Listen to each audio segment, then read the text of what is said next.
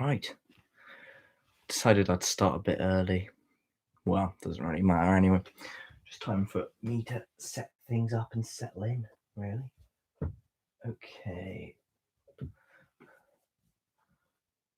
Oh, nice.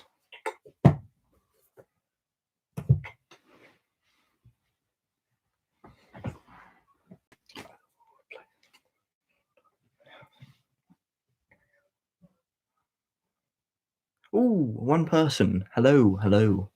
Welcome to the stream. Yeah, we're a little early, but I just thought we may as well. Right, I'll wait for a few more people to come in, I think.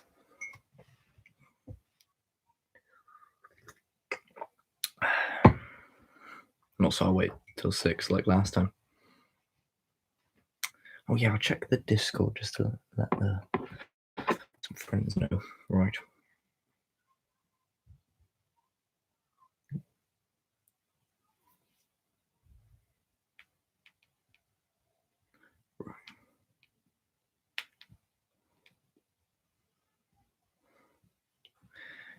Right. 1 minute now. See what? We will probably share the stream, shall we? Online with people. Who's joined me then?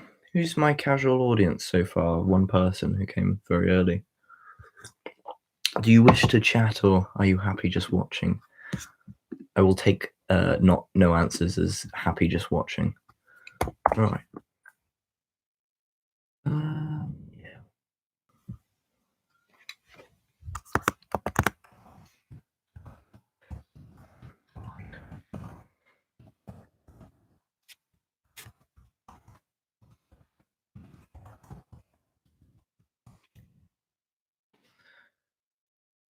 I'll take that as you're happy just watching. Well, I hope you enjoy nonetheless. Yeah, right. Time to share the stream out.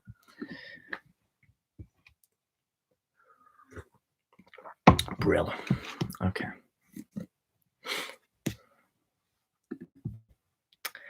See who comes on then. Yeah, wait for some more viewers to come in and we'll start talking about something. Hope it'll be quite nice.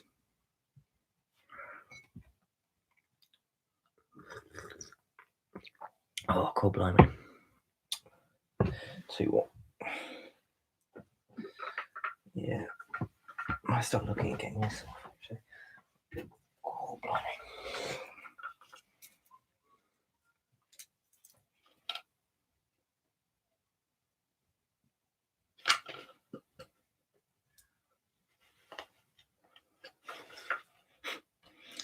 Sorry, this probably looks really weird out of context, but yeah, I'm just thinking about prizing this off, really.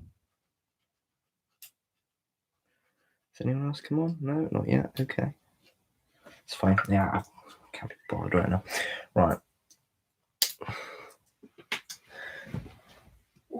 Mystery one viewer. You intrigue me greatly. But yeah. Right. Check the old text and that. Ooh, one more viewer. Hello. I think it's just about to sort of get started, isn't it? Oh, dearie me. Hello. Hey, how you doing, man? How you doing? God, it's early for you, isn't it? Australia. It's quite a while, isn't it? Like, what, 5 a.m.? Have I got that wrong?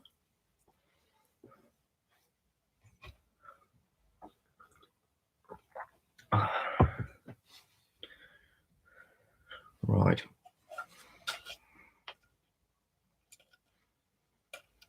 Oh, yes. Right. Oh, we're back down to one viewer. Is that you, Brody? Or is that just my one viewer, my mystery viewer? I see you. Oh, dear. Just wait for a few more people to come in, sort of, you know. Because we usually get a few people. It's nice to have a set of individuals, as it were.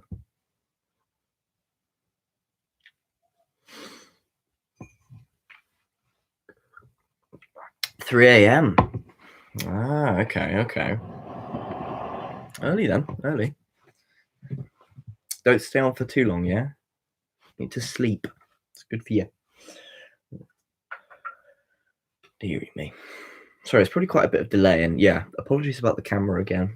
You know, if anyone fancies getting me to 1,000 subs, if you fancy doing that, Brody, then yeah, I could do it on slightly higher quality. But yeah, until then, we're stuck with this.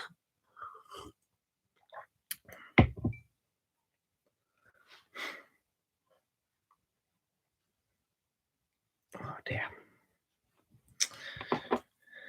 Started out quite quiet actually. This one, surprised by that. Usually it's a bit. You like my shirt? Thank you very much. Thank you. It's quite, cool and colourful. I mean, I quite like that sort of thing. I don't like just sort of sitting around in t-shirts and things. I like a bit of style and fanciness. Makes for I think, a better look. And also I thought, why not dress up a little bit extra for the stream? I say that, but I probably would have done that anyway, but oh well.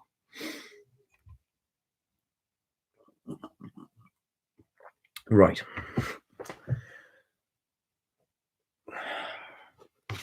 I better start gushing because frankly I want to. I've been listening to Sword of Orion today. And that is a brilliant bit of audio.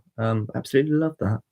I'm not really a fan of Alien, but it was doing a really great pastiche of Alien. And I just thought it was really good. I thought it was really fun. I thought, there was I guess there was just so much like fun going on and so much like to do and so much to see. And I don't know, it was really nice. It was really fun. I really like the, there was that one line I posted about it on my Twitter. What was it? Cybermen can run faster than humans. Like, what the hell? Really? It's terrifying. I'm going to run out of tea soon. I can't be asked to make more tea. But I want more tea. Okay. We might have to take a break later for me to, well, I'll leave something in front of the camera and I'll just bugger off for a bit. And yeah. Something like that. Yeah. Ooh, another viewer. Hello. Welcome to the stream. Hope everyone's been having a good Sunday. How have your Sundays been? Well, at least yours, Brody, anyway. Because it's your Monday now, but oh god, something like the Enderman in Minecraft or something. Yeah, I suppose so, yeah. Well, I don't think they're that fast. I think they're just meant to be like, I don't know, shall we say, I don't know. I think that the implication is that you run, 20 miles an hour sort of thing. Something horrific like that. Faster than like Usain Bolt sort of level at least. Like, whew, terrifying. Can you imagine something just like clomping down at you? I think the ones in the audios are either meant to be Earthshock ones or Invasion ones. So it's those ones sort of running at you really fast. The one I think would run though is those Mike Tucker ones. I think that kind of Scream inspired cyber design. I think that would be terrifying running at you like really fast. Ooh, yikes. Deary me. And I listened to what was it, Storm Warning the other day. Yesterday it was yesterday night. God, that was really good as well. What an introduction. I don't know what you call those monthlies with 8. Oh, hello, another person. Hiya, welcome to the stream. I don't know what you call those monthlies with 8 that started out, because I always just kind of consider them 8th Doctor Adventures, but they're not, are they? Because the 8th Doctor Adventures are the ones with Lucy Miller, not the ones with Charlie Pollard. Hi, Dave. How you doing? Just been gushing about the 8th Doctor audios. How's your Sunday been, Dave?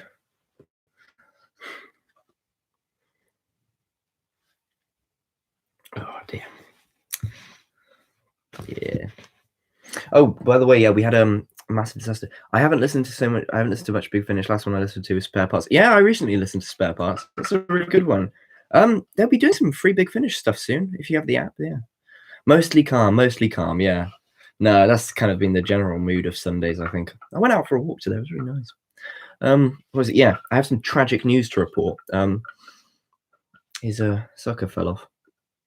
I don't know what happened. It just sort of snapped. I've got this bit. I've got to attach it at some point, but I've been trying to put Gorilla Glue on it. And it just ain't quite fitting on. Guess I need some masking tape or something, but I don't know where my masking tape is. So yeah, poor thing. We'll fix him later, don't worry. Not on stream though, because I just don't have the stuff with me at the moment. But yeah. Davros will not be pleased at all. You just listened to the Maltese Penguin and Frobisher. That was free, wasn't it, BR Dalek? And nice to meet you as well. Thank you for joining the stream. No, Davros will be upset, I'd imagine. Just listen to yeah. I haven't listened to it, but I've got it. I got it when it went out free. I quite like those things. Meant to be new free stuff this week, isn't it? Yeah. Looking forward to that. I want to see what they've got free. I mean, I tend to just go with Doctor Who, the actual kind of main series. But if there's something particularly good that's free, I mean, why not? Why not? You know? Yeah. Right. There's enough people now where I feel like we should probably start talking about the title of this live stream. 90s Doctor Who. Right. Where are we with 90s Doctor Who? How do we sit with it? Do we like it? Am I only listening to 8th Doctor? Well, I've got a load of 7th ones over there on the shelf, so that's where I keep looking. But at the moment, I'm just sort of, I've always wanted to listen to that first, kind of those first 4, I think it was, in the monthlies.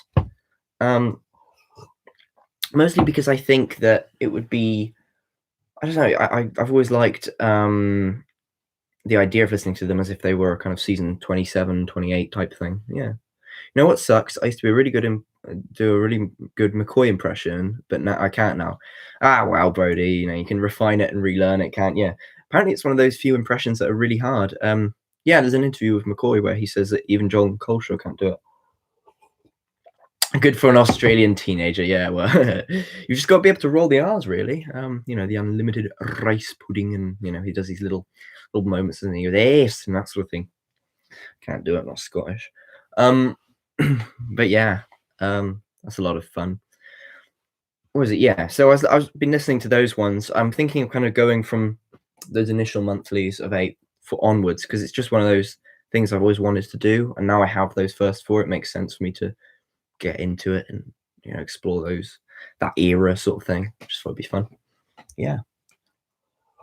I keep looking over at my shelf because I've got this awful shelf, and you can see some of it on stream, and I'm not going to show the whole of it, but it's an absolute mess, and I've got my Big Finish hiding somewhere in there. Yeah.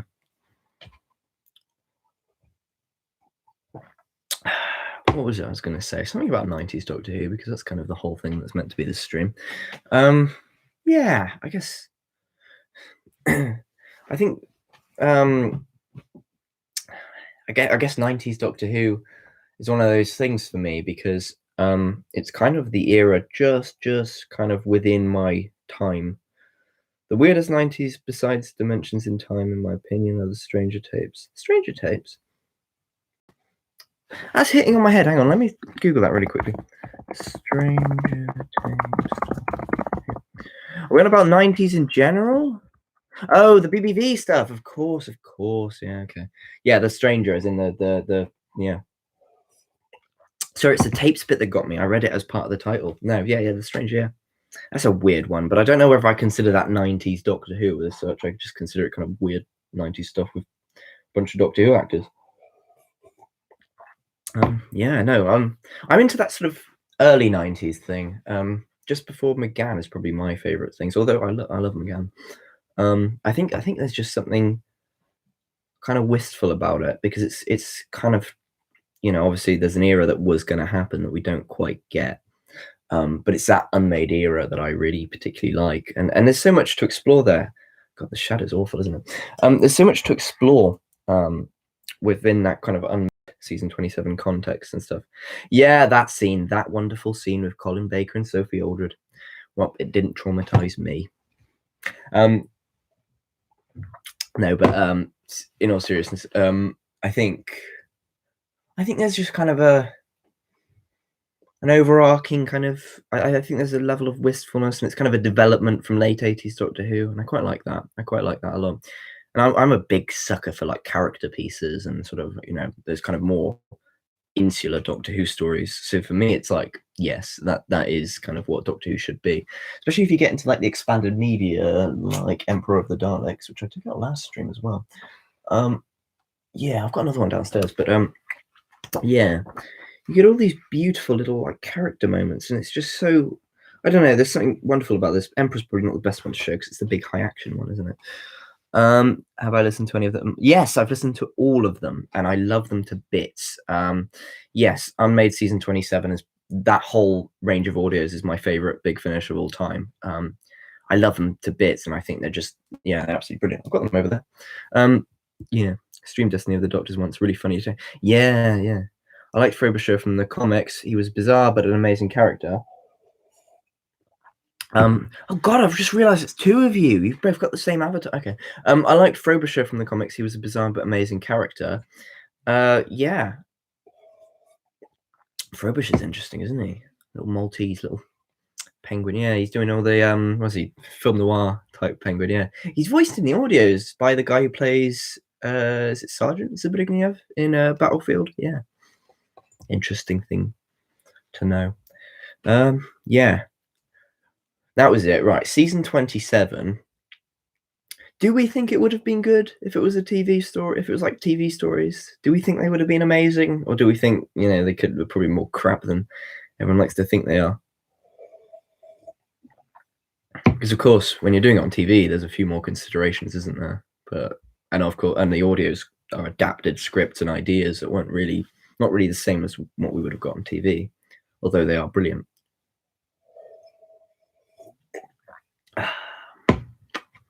I'm running out of tea already. Can you believe it? Oh, I love tea too much.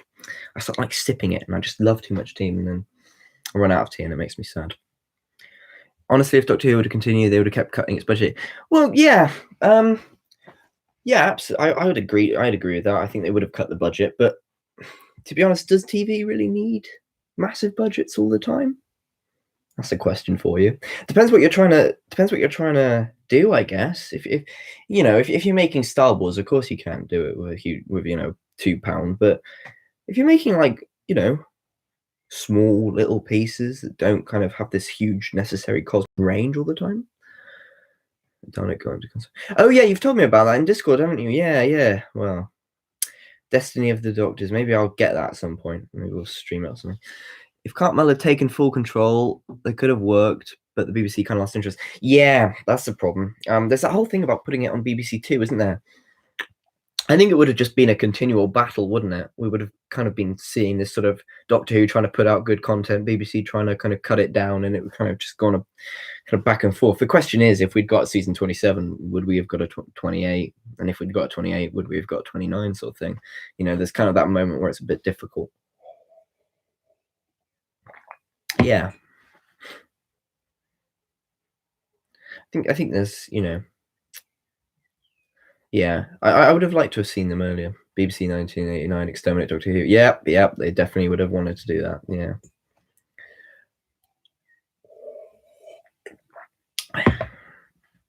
If you do, it's absolutely hell probably. Yeah. I don't know if I would, because I don't really know if I really would want to stream games at all in general, because, well, for starters, I'd like to be able to stream it nicely, and I don't really have a good way of streaming games. Unless you guys want to see me, pointing this camera at like Rayman on my TV and just kind of sitting there off screen. But I don't think that would be nice. It'd be nice to have screen recording. And also, I'm not like a huge gamer. I don't really. I like to play games, but I don't find myself getting invested into games sort of things. Like, I don't really play games with plots anymore because I just don't get invested in the plots nowadays. Just personal preference. If it had carried on into the 90s, McGann might have never become the Doctor, and that's it. Yeah, it is sad. It is sad, but it makes you think. Maybe McCoy would have got maybe more time to develop, and maybe we would have got a Doctor who would have been good. Maybe even we would have had McGann anyway. Maybe he would have come in after, as a 9th or 10th. Who knows? That's a thought there. It would have been nice if in this kind of fictional, what if 1990s kind of Doctor Who, we'd have still had McGann. Absolutely, that would have been nice, I think. But yeah, yeah. How long was McCoy signed up for? I believe it was just one more season. I think it was meant to be something like a 4-year contract, and then he would have left at the end of season 27. In a story at the time, Elixion, I think, was the original pitch. Yeah, that sounded interesting because the idea there was that, of course, we know that the Doctor tends to regenerate because they run out of, they get hit by something fatal, they get too old or something like that. But this one would have been the Doctor's mind deteriorating to the point of regeneration, which we haven't really seen before, which I think is a brilliant idea. I think it's very introspective, especially for a Doctor who was such a kind of mental manipulator. Kind of a good poetry to it. Good irony, I suppose. Yeah.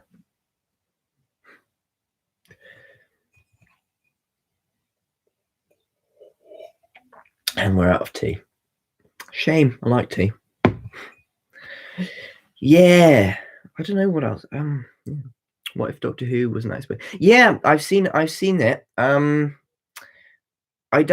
think after after about season 28, like, not to kind of disrespect the series at all, but you can't really make those sorts of bold predictions after season 28. Do you know what I mean? Like, season 27, you can make some loose guesses. Season 28, grasping for straws.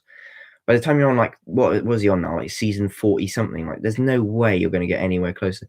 You know what? I might go and fill like a flask later. I'm not even going to lie. I might just like go downstairs, fill up a flask of hot water, and come back with that. Next stream idea maybe. Yeah. No, I do like that series. I think it's entertaining, but its value as an informative text is maybe not so strong.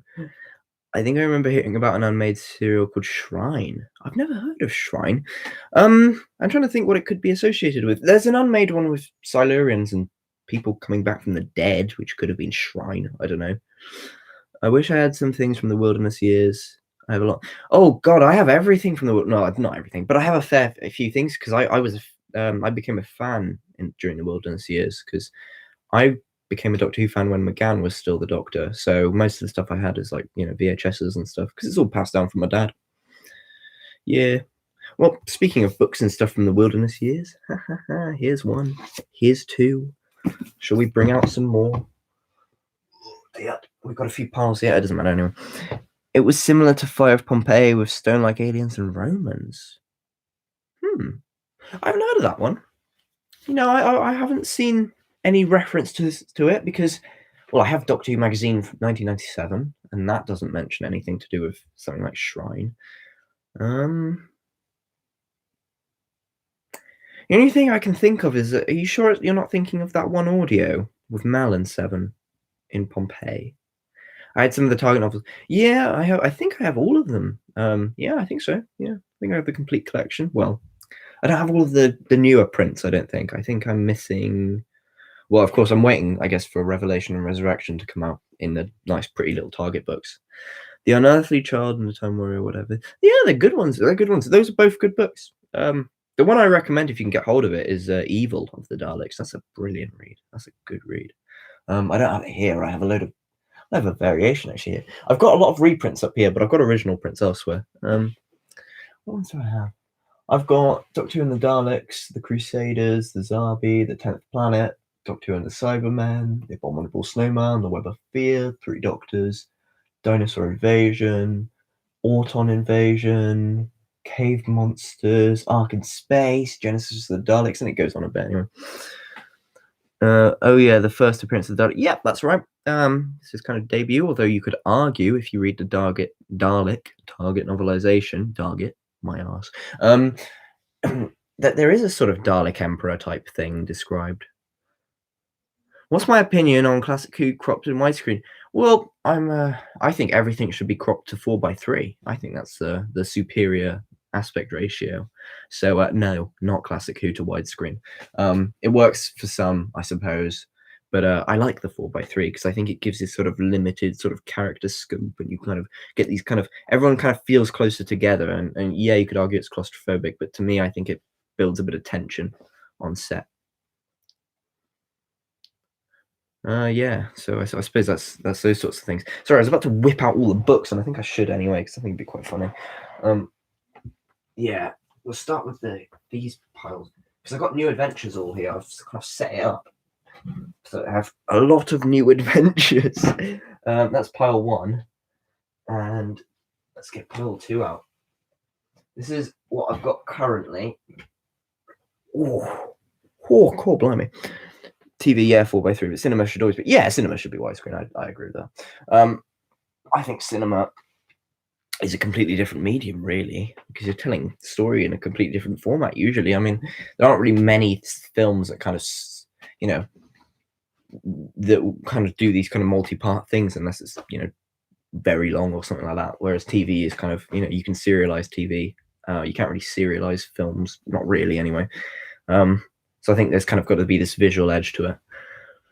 Dear God, the curls. Oh, my curls. Yes, I've got plenty of those. And I'd actually consider my hair short at the moment. I usually have more. I can't imagine looking at a big square screen. No, me neither. I don't think that would work in a cinema. But actually, I could probably watch Classic Who on a big screen. I guess Chibnall sort of adapted the lung barrier. Yeah, I consider it to be at least an adaptation of sorts, or at least I don't know, maybe it's kind of lifting ideas, I suppose, in the same way as World Enough and Time lifts elements of Spare Parts. It's not really the same, but it kind of has similar ideas. Bob Shearman's Dalek, bit different to his audio, but it's adapted, that sort of thing. I think that's kind of the thing. It's lifted elements. It's really the thing I would describe it as. I think, yeah. It's nice to see a lot of people talking this time. I mean, it's good to have a bit of a chat. I like that. I like that a lot. Yeah. Actually, on the New Adventures subject, I'm on Transit at the moment. I'm trying to read them in order. I haven't read it in a while because I've been so busy. But yeah, sometimes when I'm bored, I hook up my PS2 just to watch Classic Who on my big box TV. Okay, yeah, that's a smart idea. That's nice. That's nice. I used to do that. Well, obviously, I grew up watching Classic Who on box TV, so it's kind of my childhood there. I used to get the VHS tapes out and we used to just watch them. It's really nice. Really nice. The VHS worth watching to this day is the Silver Nemesis one, because it's got a lot of, I think it's special features that aren't available elsewhere. Have I got that right? I think so, yeah. I recently got the HD Trial of a Time Lord. Yeah. Nice. The Blu-ray. I don't collect the Blu-rays, mostly because, one, I think they're overpriced. Controversies. Also, I think, well, I'm not really like kind of fussed about kind of making things more and more HD. I'm happy with the stories as they are. I've got them on DVD because VHS has kind of run out. They kind of they wear out rather. So I thought that was sensible that they're on DVD now. Most of them anyway. But otherwise, yeah, I'm not really fussed about the whole upgrading to the next box set, unless it's like genuinely important. Like if DVDs start wearing down, then I guess it would make sense. Started getting the Blu-rays, also saves up shelf space. Yeah, it does. Yeah, well, depends what you want to do with it. I quite like having just stacks and stacks of like Doctor Who, and I mean, it's not like I'm going to bring more DVDs in, am I? I'm just going to keep those ones because I don't buy New Who releases, so I only buy Classic Who anyway. So I've only got those 26 seasons. That's it. And they're kind of distributed around the house because Doctor Who's a sort of family thing here. So we just kind of have them everywhere. It's quite interesting. Quite fun. You just kind of walk around you turn a corner rather, and there's just a bunch of Classic Who. It's lovely. Yeah. Yeah. I was going to say about Transit. I'm finding it difficult to get into, actually, this one. Yeah, just kind of, I don't know. Maybe I need to just sit down and focus and read it more again. I've got very distracted, like I said.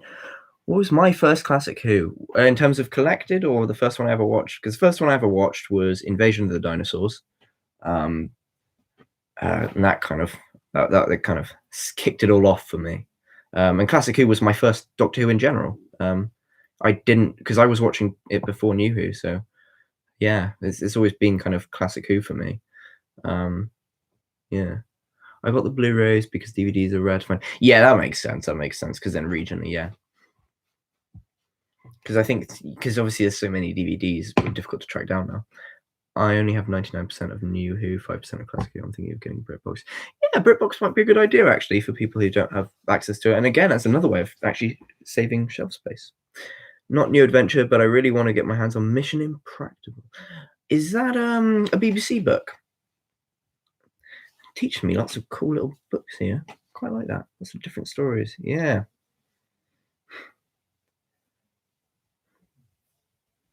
See, I think I have what's my okay, big question for me. Series 12 Timeless Child, my thoughts. I love Series 12 and I love the Timeless Child. I think it was brilliant. I think it's really what you want out of Doctor Who, isn't it? I quite like the Doctor having an element of mystery, and I think that Timeless Child kind of adds it, and I think it's fun. I think it's really fun, and I think it does so much to add to the show, I think. Hey, nice. Yeah. Series 12 in general is brilliant, I think. To be fair, like I never could say that I rate kind of New Who anywhere near Classic Who, but I genuinely think that Series 12 is like a good series. I think 10, 11, and 12 are all good. And not to be all doom and gloom, but they're probably the only New Who series I like. I don't like the rest of them, but I like the most recent three. I'm starting to think it's maybe just because over time I'm just being more open-minded, but I don't know. Can't bring myself to watch the older stuff. Like, definitely not going to watch Matt Smith anytime soon. And Tennant's out of the question. But yeah, no, Timeless Child's great. Yeah. When my local Blockbuster shut down, I got all the Classic Who DVDs there under my bed because I don't have anywhere to store them in a way that I can get them out easily. Yeah, that makes sense. Yeah. Because you could like do what I said earlier, you could get BritBox, because that would save you a lot of space, wouldn't it? Because you just watch it on the TV. I mean, yeah. Hey, Beavers, how you doing? Having a good Sunday? Did I just try to drink out of an empty? I really want tea. Oh well. The spare little drop. The only empty shelf is behind my TV. Ooh, yeah, you might want to think about sorting out that. Because with Doctor Who, the more time that passes, the more kibble you get. If anyone gets that reference, you get brownie points. Yeah, no, I think in general, I think Series 12 was bound to cause controversy. I think, like with the Timeless Child, I think when you do such a massive thing to Doctor Who. But to be honest, like, put it this way: if I was writing Doctor Who, I'd have probably done something similar anyway. Like, you kind of just have to do something like that. You have to just have some fun and experiment. Listening to a Big Finish story when I get a notification saying you're streaming. Hey, nice. Yeah, I was listening to Big Finish just before the stream. Yeah, sort of around. Lovely. I have one shelf, to be honest. Yeah, I know the feeling. I literally have this one, but there's hardly any Doctor Who on here. I mostly store it downstairs and in random cupboards or whatever I can find. Most interesting thing I have from this shelf is this, which is just a VHS tape on the outside, but what it really is Doctor Who Night BBC 2 1999, the original recording. Lovely stuff. Right. I have 2 bookcases full of Doctor Who media. No, I know the feeling. I've only kept my favorites on DVD. There just isn't space for every classic. Yeah, no, I get you. I mean, like I've said earlier, it's the fact that my whole family is into classic Doctor Who that kind of makes it easy for me to do that, because it just goes all over the house. I've listened to a bit of Big Finish. They came through that. Yeah, there's a few coming free this week. Yeah, so look forward to that. Keep the app. It's good. Yeah, it's nice actually. I think when the whole family's into it, it's kind of everywhere. Yeah. Wait, so I'm like 30 odd. No, I'm 18. No, I started watching when I was literally, little baby. But my dad was a Doctor Who fan, so he had all of them on the VHSs. And he would make recordings and things, and I'd watch them obviously as a very, very young child. And I was well into my Doctor Who when it came out. Well, it came back, I guess. So yeah, it's quite I wish I was 30 odd. I would have experienced the 90s. That would have been fun, wouldn't it? Though everyone wants to experience the 90s. I doubt they're as good as everyone says they are. Well, anyway. But yeah. Yeah. I think that's the thing. I think because it's just literally it's come down from family and stuff. I was about to say, yeah, no, God, maybe I am. Maybe I'm 53. Maybe I'm 165. You never know. Who knows? But yeah. God, that'd be sad if I was 30 and had looked like this. I mean, I'd have wanted to look a bit older. You know what I mean? I don't want to look like a teenager my whole life. But yeah. Oh dear. No, I've been I think there's so much kind of Doctor Who to get into, and I think it's really fun that we kind of can meet and talk to other people who have different experiences of Doctor Who, you know, because as far as I'm concerned, any of you that started on New Who had a different experience to me, so that's always interesting from kind of my perspective. Yeah, it's the tea. Yeah, you drink plenty of tea and you just become, you know, eternally young. It's my secret, trade secret. Stay youthful forever by drinking as much tea as humanly possible, or maybe not humanly. Yeah. I was thinking of doing it. Have a shelf in my Blu-ray box sets in. I want to find some sticky contact that looks like a TARDIS random. Oh, that's not a bad idea. Do you know what I would do? Right, if I had a house and it was basically as big as I wanted, and I could just do anything I want, right? I'd have one room that was literally like a TARDIS console, like a classic one, but I'd have it so like it's got shelves on it for all the Doctor Who stuff, and I'd have like a massive Dalek on the side and all sorts of lovely things. And then I'd have yes, it is Paul McGann's secret too. I learned it from him. I spoke to him. No, I've actually met him. Yeah, that's how I learned about the tea. It must have been crazy when Series 1 came out. Yeah, it was. And you know, not to put a dampener in, but for me, it was massively disappointing. I didn't like it when it came out, but yeah. Is this a regular weekly thing now? It might be, it might not be. I don't know. At the moment, Sunday's just kind of a convenient time for me to stream, and I figure, you know, why not provide some entertainment for people, you know, for the Sunday evening. I don't know. Maybe it will, maybe it won't. The thing is, it's at the moment, it's trying to figure out what I can do on stream to keep it interesting. But yeah, my mum decided to show my age by buying me an electric eraser. I'm 17 and feeling old already. See, I think I started shaving about 16, and it was all kind of disposable razors. I've never had an electric one. I'm all old-fashioned. Met John Barrowman and other Tennant companions. Sadly, I haven't met a doctor. Oh, in time you will. In time you will. I've met doctors 5 through 8, which, to be honest, I mean, if I can meet Tom Baker, that completes it for me. I don't really need to meet the others, although Capaldi and Whittaker would be quite nice, I think. Yeah. Sorry, every time I talk about like New Who and stuff, it sounds like I absolutely vehemently hate it, but I don't. I promise. I actually do sometimes watch New Who. You've met Doctors 4 through 8. Hey, not too bad. See, you've met the one Doctor I need to. I'd like to meet Tom Baker, but you know, who knows? I've got an autograph from him, but yeah. Hopefully Christopher Eccleston decides to come to my comic. Oh, that'd be nice, wouldn't it? And you met 5, 6, and 7. You've met some good doctors, though, haven't you? Great actors, and they're all so fun to listen to. I've been to a few conventions with them. Like, I think I've seen Sylvester McCoy, you know, 3 or 4 times or whatever, and most of the doctors I've seen a few times. Really nice. I have an autograph from Jodie during filming. Hey, nice. Yeah, Tom Baker is on the bucket list. Yeah, Tom Baker, I think, is on most people's bucket lists, except some lucky individuals, Beavers. Yeah, I don't know. Who would I like to meet? I don't know. I think to be honest, I'd like to do things with people more than meet them in a way. I'd like to be able to, you know, write something for someone or record something with someone. Yeah, that'd be fun, wouldn't it? I don't know. Just a thought.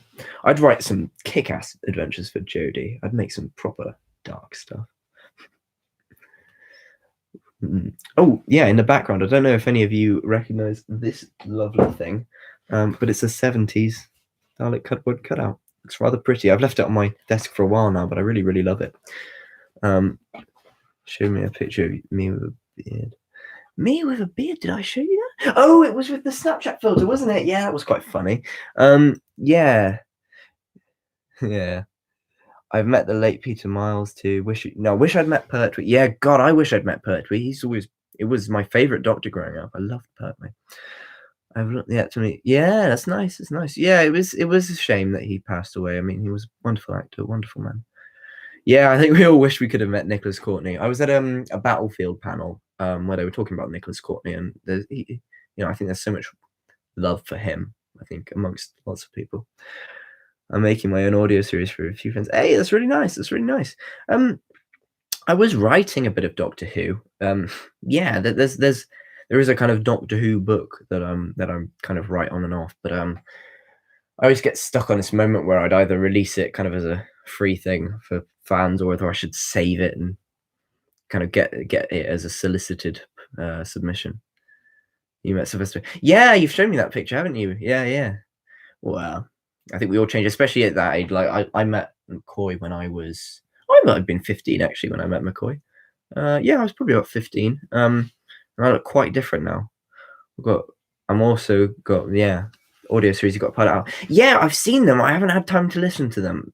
At the moment I've got a lot to listen to. But I mean with all this lockdown, maybe I'll get around to having listened to yours, eh? Be quite nice. Give me something interesting to have a look at.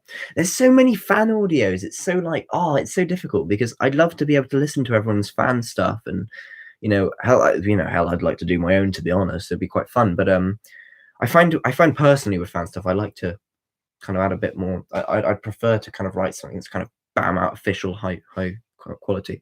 My first Doctor was John Pertwee. Yeah, because I watched Invasion of the Dinosaurs first, so that was my first Doctor. Yours was 11. Oh, you poor thing. No, I'm joking. Or in the words of Tom Baker, I'm so sorry to hear that. Is there anything we can do? Nah, 11's all right. Well, the 11th Doctor's good. It's just a shame about the stories, isn't it? But I'm the lead editor of an audio series. Ooh, nice, very nice. Yours was David Tennant. Oh, you poor things, you lot. I feel so bad for all of you. Yours was Dave, you good man. No, I'm joking. You can have whatever Doctor you want to start with. There's no judgment here. If there was one piece of Doctor Who merch, what would it be? In terms of hang on, sorry, I'm not understanding that question. Oh, what merch I would have? Oh, well, probably Lungbarrow, I think. I mean, I'm not really a fan of like merch, or maybe like a Cyberman costume or something. That'd be quite cool, like an Earthshock one. Yours is Eccleston. You're close to perfection, Beavers. You're close. My first Doctor was Tom Baker. Hey, good on you. My favorite Doctor is Peter Capaldi. Yeah, I think they're the best New Who Doctors by a long shot. I think they're just absolute winners. Yeah, my favorite's McCoy. I think he's quite a lot by quite a mile. But I do like I like McGann as well, and I like Pertwee and Tom Baker. I mean, I like them all really. Well, I'm not such a big fan of Eccleston through to Matt Smith, and I'm not too keen on John Hurt's Doctor either. But first Classic Who Doctor was McCoy. Then you had a great start to Classic Who. That's the best Doctor to start on, if you ask me. Every time I have friends over and they ask me to introduce them to Doctor Who, it's always a McCoy story for me. McCoy is best, yes, absolutely. You speak very wise words there. I think McCoy just has an edge. The other Doctors, I feel. Well, no, I don't think he's kind of better in any way. But I think for me, I just prefer the more characterized narrative. Same. Ghostlight was my first classic. Yeah, Ghostlight's a brilliant story. People always say it's so confusing, but I don't really find it confusing. Like you watch it a few times, it's a thinker. I think. Remembrance was the one that got me into Classic Who. If it weren't for that, I probably wouldn't have been devoted to. Well, Remembrance is the best Doctor Who story of all time. Absolutely, I think it's the complete winner. You had a good lucky start there. The first episode I ever saw of him was Greatest Show in the Galaxy, and Greatest Show in the Galaxy is brilliant as well. I love Greatest Show in the Galaxy. So fun. Not really a fan of Hartnell. You know what, Dave? I kind of agree. Like, I think he's good, but 9 times out of 10, if you give me a selection of stories, I'm not probably going to pick Hartnell. I'll probably pick like Troughton to McCoy, really. Those are kind of the ones. Those are the Doctors that I find gel best with me. But I think there's a beauty to Hartnell in retrospect as well. I think when you watch him as a history of the whole show, there's a beautiful character arc where you have. I think if you go from Sylvester McCoy, Hartnell to Sylvester McCoy, you get this wonderful kind of character arc if you kind of watch it in that way. The kind of progression of this kind of mysterious individual and kind of the way they behave and respond to things kind of carrying through until this kind of decision to kind of almost advance to a different kind of to a slightly maybe morally ambiguous kind of ideas.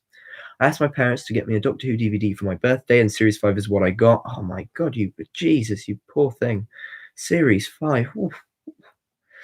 I'm not the biggest fan of 11, but yeah, I see you sound like Matt Smith. Not a bad thing to sound like. I don't know what I sound like. I sound vaguely nasal. That's probably what describes me best. I wish I wasn't so nasal in a way, but then it's my voice, so I don't really care. But yeah.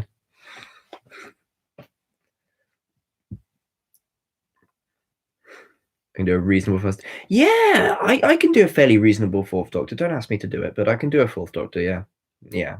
I used to be really good because because what would happen is I watched the episodes as they came out. Ha ha ha! Adam, hello, hello. How are you, Adam? And yes, a good thing to be craving. Mine is Delta and the Bannerman Great Show. Yeah, yeah.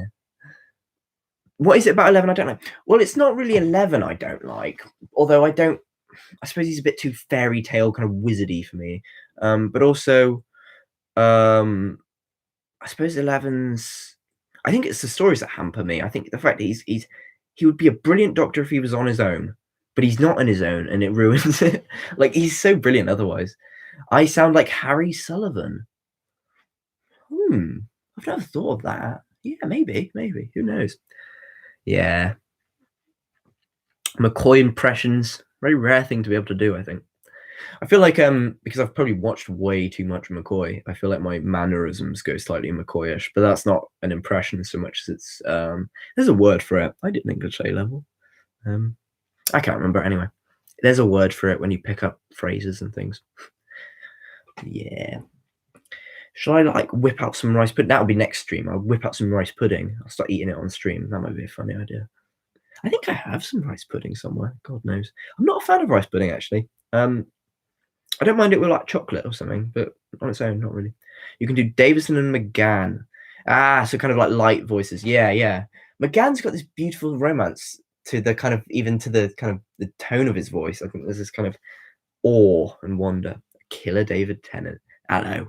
Yeah, that sort of thing, isn't he? He's all like, oh, yeah, he's got that, oh, yeah, yeah, sort of thing. Oh, Jesus. Is it unlimited rice pudding? Is anything unlimited? That's a question. No, there is actually one thing. It's my love for 90s Doctor Who. But yeah, I don't know. I quite like impressions are a funny little thing, aren't they? I almost find that like I used to really like doing impressions, but I find kind of with time I'm not such a fan of it just because I like doing my own thing. But I don't know. I don't know. One of them things, I guess. You can do Eccleston, but only because you. Yeah, well, I mean, yeah, Adam, you know, practically come from the north, Adam. No, yeah. Eccleston's not too hard. You just have to do the northern accent. That is true. I can confirm he does a great David Tennant. Well, very good for him. Very good for you, Mr. Time Rotor Productions. Unlimited rice pudding. That's what I said when I posted with McCoy. You know, they like usually say cheese or something. I said unlimited rice pudding. I look back on that and I think it was slightly cringeworthy, but you know, I had a good laugh. It was good. Spoke to me about my accent. Well, not my accent, my ability to roll R's, because of course it's acquired from my half Russian heritage. Ooh, spicy. Yeah. What is it? Tell you what, I'd love to get hold of all those new adventures, but I'm kind of putting it on a hold for now because I'm trying to save my money. But yeah, that's one thing. Should set up a GoFundMe for people to fund my new adventures addiction. I'm actually in the middle of making a whole new universe for my Doctor Who stuff. Got a lot of good people involved. Oh, that's really nice. That's good for you, man. Good for you. Trying to refine my Eccleston. I can do the northern accent, but I'm trying to capture Eccleston's mannerisms. Yeah, he's kind of got like this sharpness to him, doesn't he? What's my favorite Davison story? Well, I'm in the middle of watching them at the moment, actually. So I think at the moment it's probably between Resurrection of the Daleks and Caves of Androzani. But I'm basically on the last season anyway, so probably that. Would be happy if you'd be interested in portraying a doctor within it. Oh God, you know there is such thing as a Gavriel Doctor. It does exist. I think it'd be funny to make a cameo. Yeah, sure.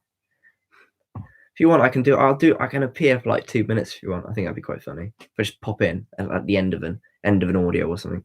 Also, that shirt is insane. It's wild, isn't it? It's got like leopards on it. Yeah, leopards and colours and it's my daily sort of wear. I like colourful shirts. I wear them all the time. You've seen Castrovalva. Yeah, Castrovalva's alright. It's not brilliant, but you know, it's I find it, you know, it's good. It's good. Put it that way. Like I don't mind watching it. Like it's a comfortable Doctor Who. I think that's probably the best description of it. Comfortable. I don't care what people say. Black Orchid is wonderful. It's not even a controversial opinion. It's a great thing. A bit like J&T. God, I'd make a good J&T, wouldn't I? Be a good J&T. Yeah, your doctor's look is pretty much what you wear daily. Hey, not too bad, not too shabby. I've got I've got these purple question marks on a white shirt and this lovely red coat, and I love that to bits. It's nice. It's kind of vaguely Capaldi-esque with question marks. I can't remember why I wanted to make it, but I kind of just no. I think it was me because I used to be a graphic design student in high school, and I love design. So I tried to design something for a doctor, and then I kind of thought, oh, it'd be quite nice to do it.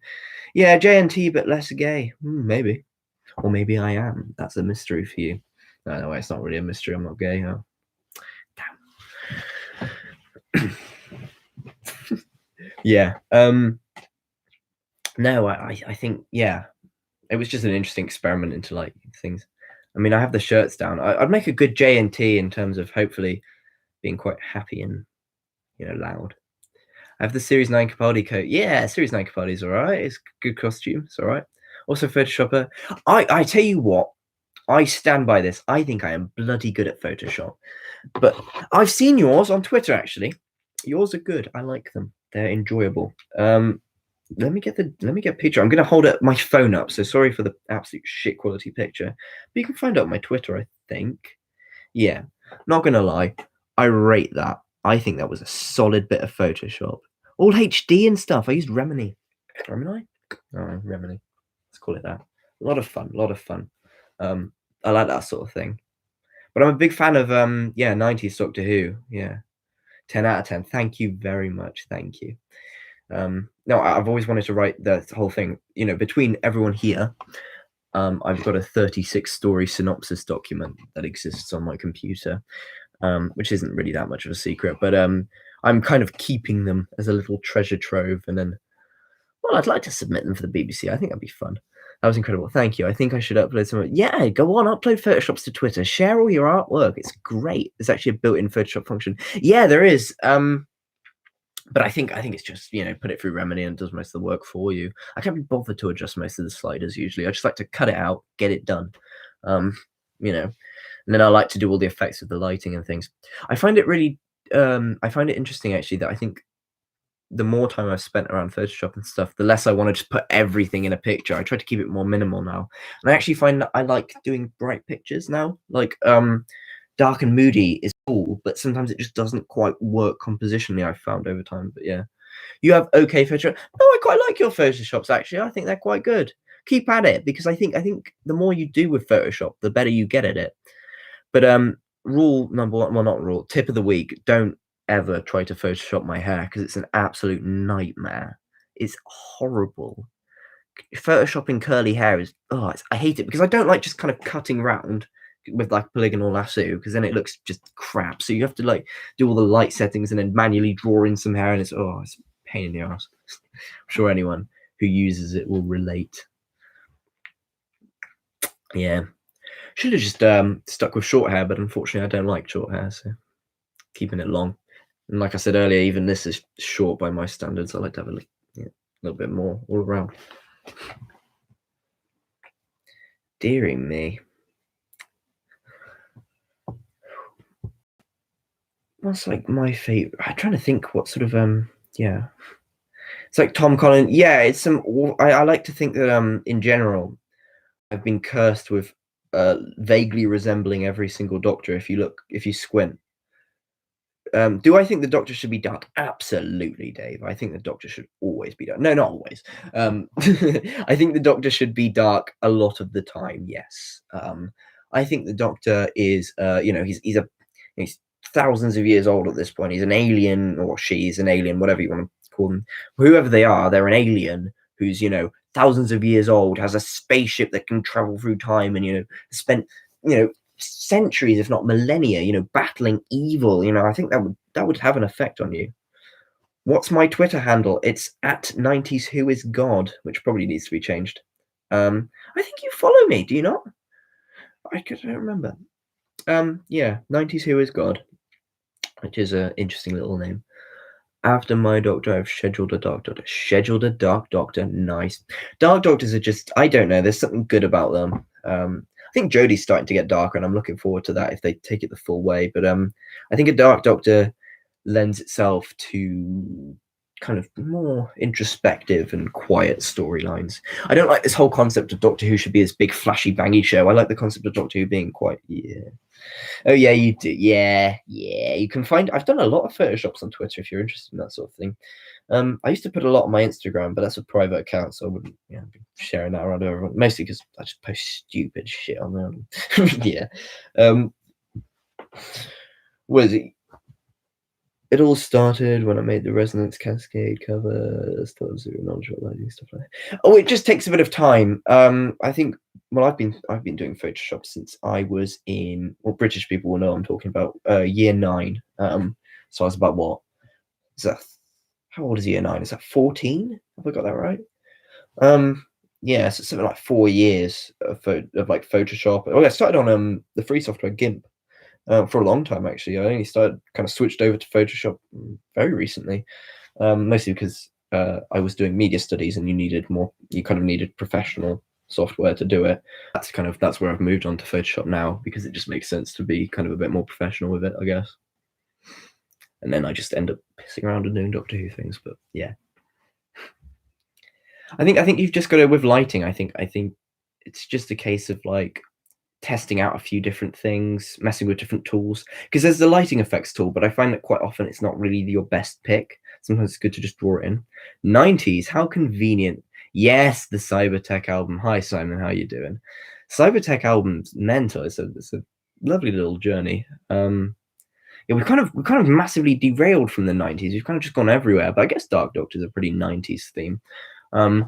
Yeah, no, I think the Doctor, I think there's a difference between dark and edgy.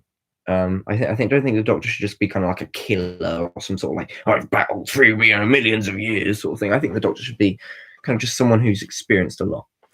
Use Wondershare Filmora. Oh yeah, is that I can't remember if it's free. I use what do I use? After Effects, yeah. Well, look at me being a professional, but I'm sure there are free softwares that you can use and what have you. Yeah. Wondershare Filmora. I think Callum's Corner uses that, for the 2 people that know what I'm talking about. It's cracked. Yeah. Cracked software. I see, you little pirate. Yeah. I think yeah.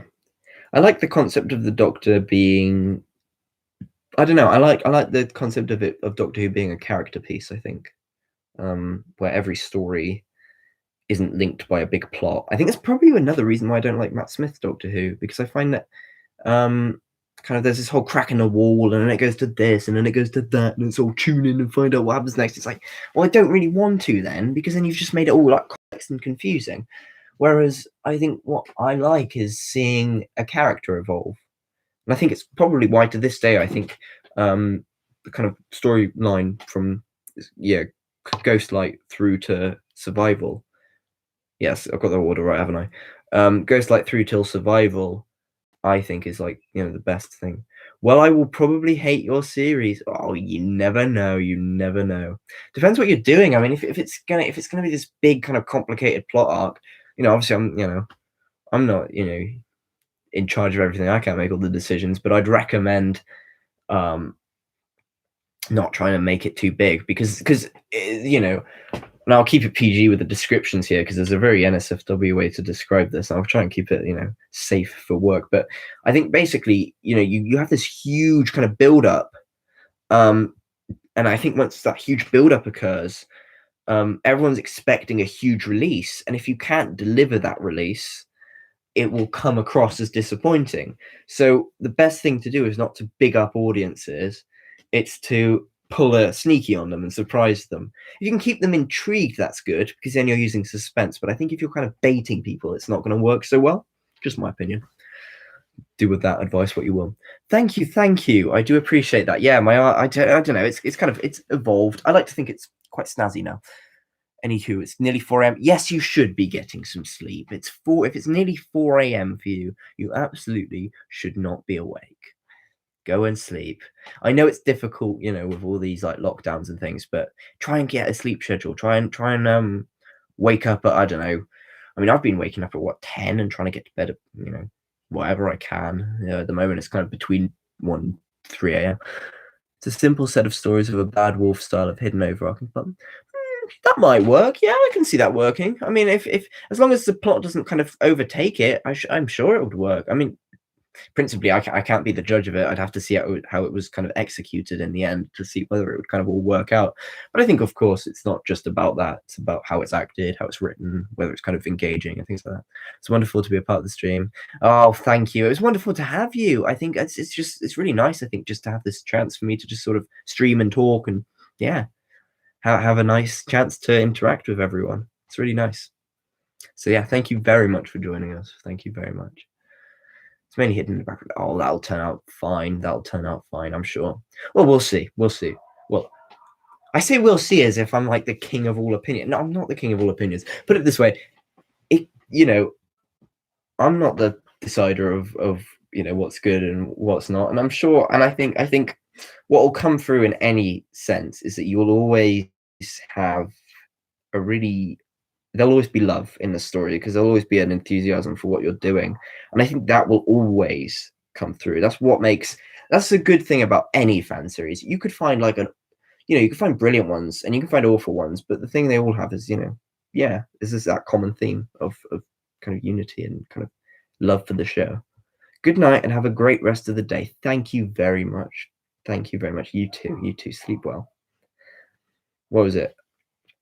Yeah, I was going to say about the mainly hidden in the background thing. I think also it's quite a classically kind of it's a formula that a lot of people like. So I think it might end up being quite popular amongst people. Well, again, time will tell. It always does. My recommendation, I suppose, is just treat it with love and care. What are my thoughts on Class? Be honest, I watched like the first 3 episodes and gave up on it as it aired. I just thought it was crap. I don't know. I couldn't stand it. It's not my thing. I don't really like Doctor Who spin-offs. I'm not a fan of Torchwood. I'm not. Sarah Jane Adventures is all right. It's pretty okay. Not a fan of Class, I guess. DW 2012 and Not So Amazing Studio. DW 2012. They're an interesting bunch. I tried watching their series before. It's not quite. I suppose the word is really. It's not kind of the Doctor Who for me, I guess. It's a little too New Who for me, I think. And it's not that New Who instantly means it's, worse or anything at all. It's just that there's some stylistic decisions there. The bombastic nature of it, which I'm not so keen on. I'm not so keen on bombastic Doctor Who. I like Doctor Who that's somber and quiet and melancholic. It's why I think that the best Eccleston story is Father's Day. And why I think, and that's a legitimately good episode. It is brilliant. And why the best Tennant story is Human Nature, Family of Blood, because they're just more somber. They're not these huge, pieces. And I think that's what gives them the huge merit over other ones. I haven't seen Not So Amazing Studios, but I think I might have heard of them before. Yeah, I've met the people who did DW 2012, Luke and Meg. Yeah, met them at conventions. I tried finding a middle ground of classic. Yeah, I think that's quite the common fan series thing, isn't it? Because I think you kind of love it all and try to put it all in. DW 2012, but I think DW 2012 mainly suffers from acting issues, because it feels a bit stiff, and I find I don't mind audio and camera work, being kind of a little worse and a little shabby, but yeah. Yeah, I think yeah.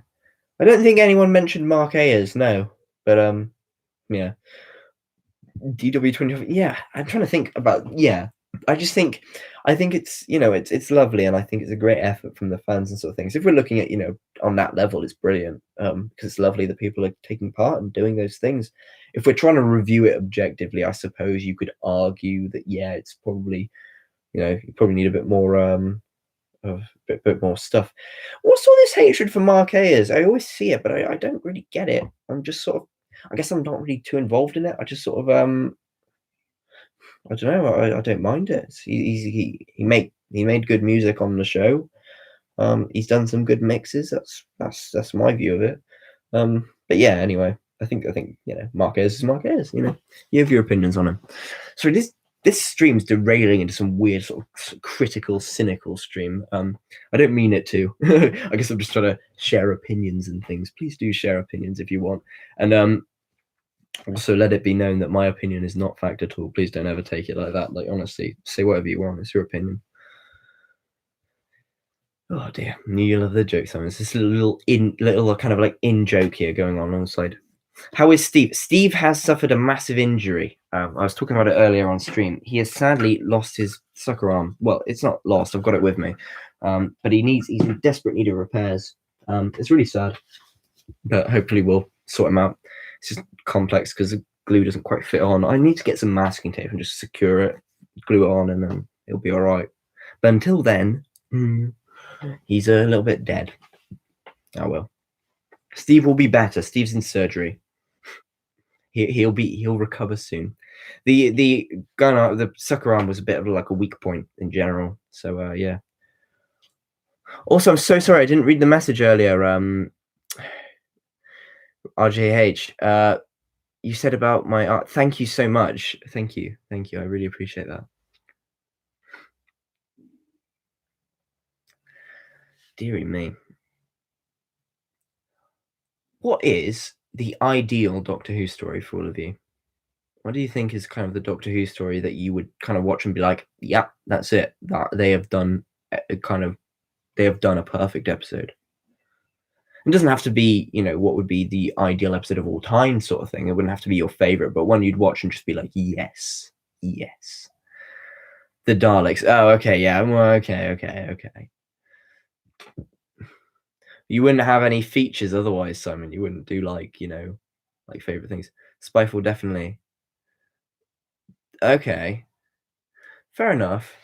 I don't think there has been an ideal Doctor Who for me at the moment in that respect. Well, I mean, I was more addressing not exactly what like the ideal episode is that exists, because of course, then it exists. It's called Remembrance of the Daleks. But kind of hypothetically, is there not like a storyline, a plot line, an idea that you guys would really like to see? Because I think personally, I'd like to see more of kind of the Doctor being. I guess I'd like to see the Doctor do some more. I'd like to see something small scale. Hands down, Rose. Oh, don't hurt me like that. Please don't hurt me like that. Never. The paint is chipping on my. Yeah, my McCoy umbrella has chipping paint as well. It's right. I'd imagine if all the paint chipped off, I'd just paint it again. Yeah. I don't know. I'm trying to think what my ideals are. Yeah, I guess small, introspective. I think with a message that you can kind of enjoy, kind of something that's kind of thoughtful, something that kind of makes you think, and something that's quite somber. It doesn't necessarily end on a sort of the Doctor shows up and saves everyone, and he's a magic wizard and he can run in and he can do this and he waves his sonic screwdriver, or she, whatever it is, and solves everything. It just makes it better. Yeah, I think I agree with that. I think it makes it look a bit more kind of well used. So no worries, Simon. There's only so much you can hurt me before I stop feeling the pain. Yeah. Sorry, my knee keeps moving. I keep shaking the camera, but yeah. I think, yeah, I'd like to see. Dalek stories are always really tempting because we all love Daleks, but sometimes I don't want Daleks. For me, the master reveal in Mind of Evil beats Spyfall. I think, you know what? I almost would be excited to agree with you. I don't know if there is really a perfect master reveal. I guess if John Sim wasn't kind of tipped in the trailer, he'd have done there would have been a good reveal there. I don't know if I have a favorite master reveal, really. Exterminate. Yeah, well, that's the thing. Daleks are great, aren't they? But I don't know if I always want to see them on screen. I think we need a break. I think we need, we need 5 years without Daleks or something. I think that would be quite interesting because everyone would, when they'd come back, everyone would be like, oh shit, It would have been a while. I think if I was doing Doctor Who, I wouldn't bring the Daleks back until I've done at least, 5 seasons or something like that. Something hefty. Yeah. I think I'd like to see, Sorry, it was I have every incarnation of the Master released by Carrot Dobson. Oh, okay, fair enough. I'm not really a figure collector, personally. I have a few. I mean, I have the Cyberman here, but I don't know. I had a few that I got when Doctor Who first came back. A few of those. I think for me the figures they're cool, but like one, I don't have the space, and two, like I mean, I'd only get a few of them anyway. Factory Error 10th Sonic 8, not too bad. The Daleks are only appearing twice at most. And I said, hey, good shout. I think if I did if I was dealing with Daleks optimally, rather, I'd do a trilogy, spaced out quite far, like the Dalek Civil War. I think the Dalek Civil War is probably the best Dalek arc of all time.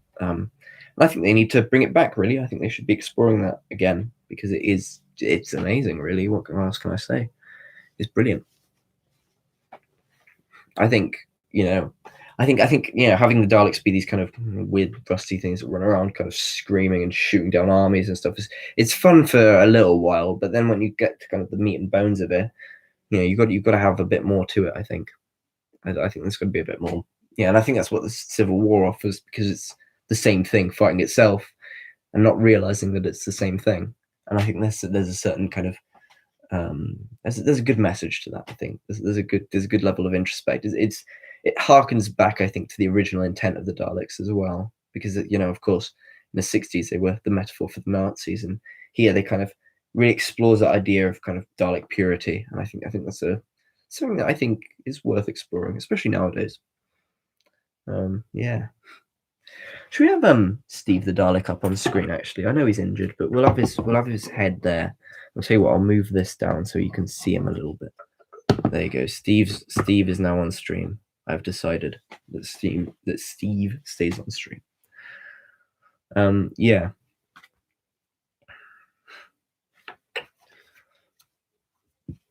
I don't think I have any factory error things. I guess figures have never been my thing, sort of thing. Think of implementing the special weapons Dalek. Ooh, be careful. Got to use it wisely. Because special weapons Daleks, they're cool, but like I don't like the idea of using it just because it's a special weapons Dalek. I like using it when it's kind of worth being in the story. But yeah, you can find the sound effects online, I think, so quite good for audio. I'd like to do something, I guess, with audio, but I don't really have something that I feel would be solid enough. I like the short stories thing. Have any of you guys read that short story that I put out recently? I can post it in the chat, actually, shall I? Okay. Not to get the army called on it. Yeah. Right. Let's have a look. Yeah. You want that? Here it is. It's not the greatest thing of all time, but hey, here you go. There are 3 Sonics, one with a beige color and a crackle in pages. Second is the same set but new paint. Third is the same set but has a wallet cycle. Oh, I see. Fair enough. Second and third. That's interesting. Factory errors are odd.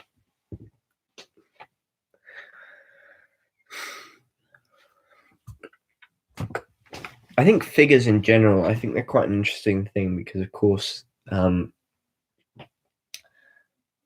think it's quite nice in a way to have the kind of tangible aspect of the characters and the monsters and the villains. But yeah, I like a few of them. I prefer to make my own sort of thing. I'd love to make a kind of a little 3D sculpture type thing, because I used to do a lot of 3D when I did art academically. It'd be nice to do that again, I think. Make like a 3D sculpture. I have a Cyberman kind of faceplate that I built off cardboard a long time ago. It's just a draft to see if it would kind of work, which I thought looked really cool. Could bring it for you guys if you wanted. Maybe next stream or maybe this stream. I don't know. But yeah, it's interesting.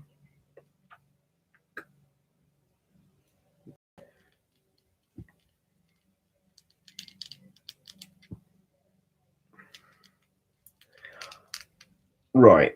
What villain do we think needs to be brought back? And how would it be brought back? Not just name the villain, but actually why. The here and now and why of it.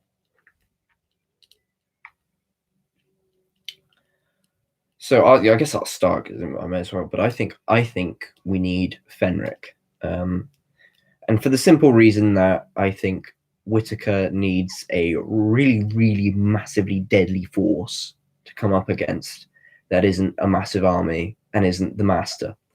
I think it'd be really interesting to have something that just is just literally the incarnation of evil. The Rani via a similar way, like yeah, that would be fun. I think the Rani needs to come back. I think the Rani's fun. I think we may as well have the Rani sort of showing up, and I think she's a good parallel to the Doctor at the moment, because the Doctor's kind of this inventor, isn't she? You've got the Rani, who's mad scientist type thing. Not now, but next time. So you want a Time and the Rani type of rehash with the, I don't know if I'd want to do it again. Maybe it'd work. I don't know. Who knows? What I'd like is I'd like the Doctor to start out one way, but get warned by a future version of that incarnation about something. I think that'd be fun. Villain that needs to come back is, I think, Candyman needs to come back. Why haven't we had the Candyman back? Brilliant. The monk, the meddling monk. Yeah, we definitely need the monk as well. I think the monk is one of those characters who kind of, because they were around at the time of Hartnell, when kind of the Gallifreyan mythos wasn't so established. You can do so much now that there is a mythos to establish. Make the monk really interesting. Make him come from his own house or something like that. House of Lumbero, house of whatever the monk is from. I might have him return in my fans. Maybe you could. That'd be interesting to see. Need to see the happiest. You know what? Me too. I've been saving a lot of the McCoy stories specifically for the family rewatch. So I could have watched them ages and ages ago, but I decided, you know what? I'll watch them with the rest of my family, experience it for the first time then. So I've got those. Yeah, they haven't come back, have they? Really, not to New Who. Because all they've been is kind of weird and bumbling and not really that great. Yeah. I think the Sontarans need to return, definitely. I want to see them angry and kind of brutal and not boring, kind of, interesting, like they are in the 70s. I need to see the pink TARDIS. Yeah, pink TARDIS. Spray paint, isn't it? Yeah. What is it? I like the Book of Happiness Patrol. The Target novelization is really nice. It's quite like fun and interesting and quite deep. Happiness Patrol is one of your faves. Yeah, I don't blame you. Plot's nice.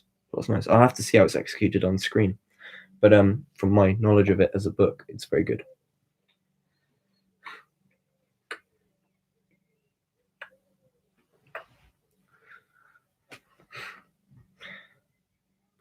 I made a color scheme for the pink TARDIS, and it's very weird. Not all of the boxes painted. Oh, okay. Oh, well, I think that kind of adds to it, doesn't it? Makes it quite fun. I quite like that sort of unpainted, kind of worn around the edges sort of look. There was something I was going to say. Yeah. What is the best fan series of all time, do you think? Because there's so many, and of course, without shouting out your own ones, because I will get around to them, I promise. But yeah.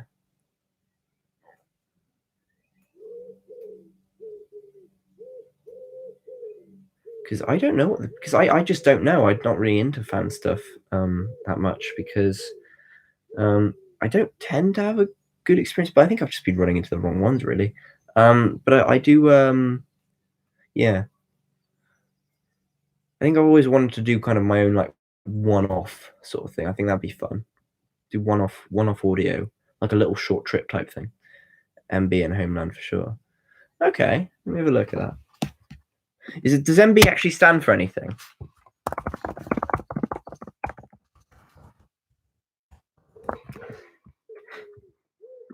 Oh, it's one thing, MB and Homeland, okay. TV series. I see. Okay.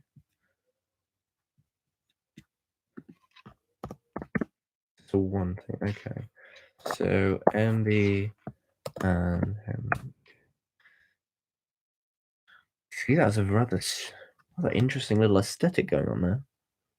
I see. Mark Bright. Oh, okay. I see. Okay.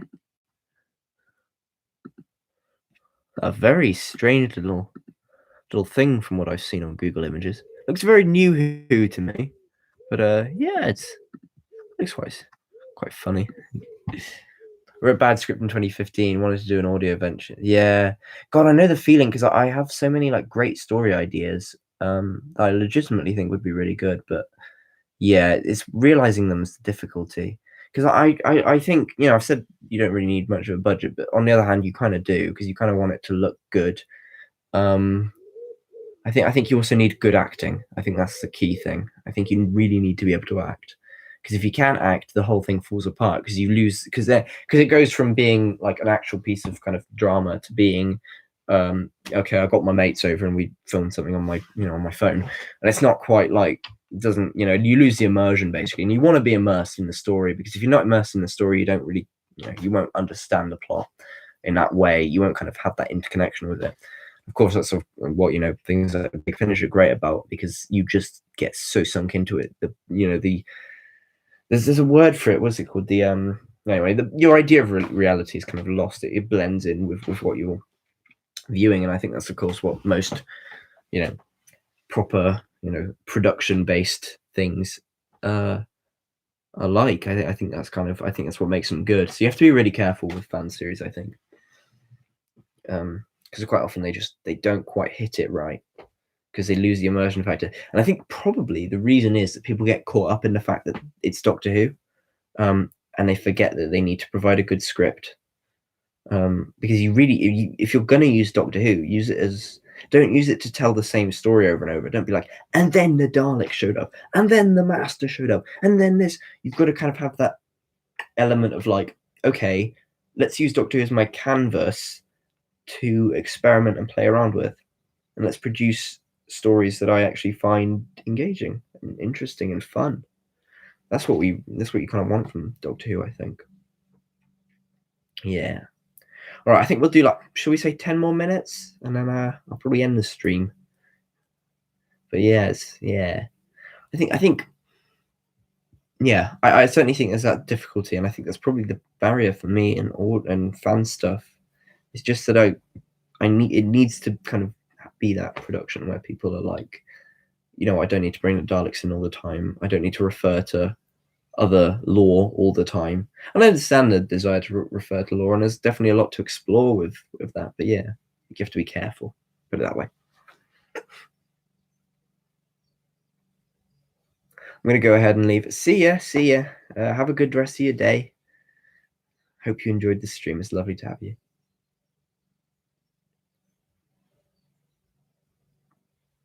But yeah, no, it's an interesting thing. So it's one of those things.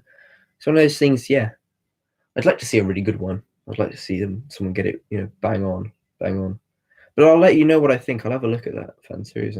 Well, I've got a few things to do first, but at some point I'll get around to looking at that fan series and I'll give my thoughts on it. Yeah. What other 90s Doctor Who things there? Okay, probably big question. Richard Griffiths Doctor, would that have been good? Because I've only seen him as Vernon in Harry Potter, and that was a long time ago. I think he could have done it. I think he's definitely got that kind of that loudness, kind of unashamed sort of volume that you need for a Doctor. I think he could have done it quite well. I'd have enjoyed that anyway. You should do something similar to Midnight more often. Yeah, well, I don't know about Midnight. I'm gonna, hit with another controversial opinion here, and I don't really like Midnight. But the kind of the setup of Midnight, yeah, the kind of idea of kind of a small scale, piece like that, yeah, I agree with that. I think Midnight doesn't get it right, but I think it's got the right idea. Yeah. Sorry to anyone who likes Midnight. But yeah, not for me. I rewatched it recently, and I can't get into it. It's not a story for me. Yeah. I feel the same way about Vincent and the Doctor. I don't really do the live rewatches, and to be honest, I don't think I should do any of the new Who ones, because I would probably just spend most of it criticizing it. And to be honest, you don't need that nowadays. We don't need that. Yeah, I'm not a fan of those ones. It's weird because I suppose everyone else likes them. But yeah, it's all about just random thoughts tonight, I think, really. That's what I disliked about Time. Yeah, the Cybermen. Yeah, I do look back on that, and I do wish the Cybermen had a little bit more use. Yeah, I do think that I think maybe it should have been 2 separate stories. We should have a Cyberman story and then a Timeless Child story. I don't know, but then the overall effect of the Timeless Child I enjoyed. I liked it a lot. But yeah, that's probably the weakness of the Timeless Children, is the fact that the Cybermen kind of just seem like they're in there because they're Cybermen. Whereas I think they should be. I think that the first part, the what's it called, Ascension of the Cybermen, should have then had its part 2, which would have been Cyberman focused, and then the Timeless Children should have been something else. I don't know. Because then you could have linked the stories, but maybe not have them be the same thing. I don't know. Not too sure. I suppose the other thing about the Timeless Children, of course, is that it's a lot of exposition. And then of course it's fine for us Whovians, but I suppose for the casual viewer it's probably not so great. That's just a thought. Yeah. Stream's gone all quiet now. It's quite nice. It's been on for a while anyway. But yeah, I think. I think, to be honest, overall, I think these. Yeah, I'm thinking now, like looking at these kind of streams, I'm trying to evaluate them as I go. Like every stream, I'm trying to kind of figure out how you do it. I'm thinking we need to have something going on more. Do you know what I mean? Like I do enjoy the discussion, but I think there comes a limit to it where you wanna do something more, kind of like something kind of do something on screen. And if of course, if we weren't in lockdown, it would be a lot easier because I could just buy some stuff in, buy some materials or bring some stuff in and we'd make something. But obviously right now it's not so easy. But if you guys have any suggestions for things I can actually do, sort of thing. Yeah. Griffiths would have been too similar to Con. Maybe. Depends what you'd have done, I suppose, with Griffiths. I think it would have been quite fun to give him like a wistfulness. Make him kind of. I think the way they describe him in Doctor Who magazine, this hypothetical Griffiths Doctor, is really nice. Where he's kind of whistling tunes all the time and sort of seems to be fairly kind of blissfully unaware of things, but also very, very much aware of things, at the same time, sort of thing. I think that's quite an interesting side to the Doctor. Maybe it's a bit McGanny, but I don't know. I suppose if Griffiths was the Doctor, we wouldn't have had McGann, so in that way it would have been an original concept. I don't know.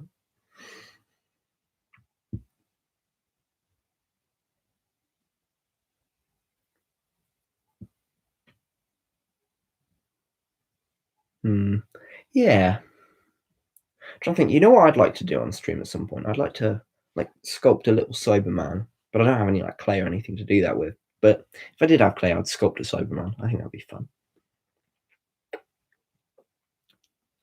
Maybe I should learn 3D modeling and make one, and we'll get it to be 3D printed or something. That might be fun. I don't know. By the way, I think there's quite a lot of kind of fun to it and whatever.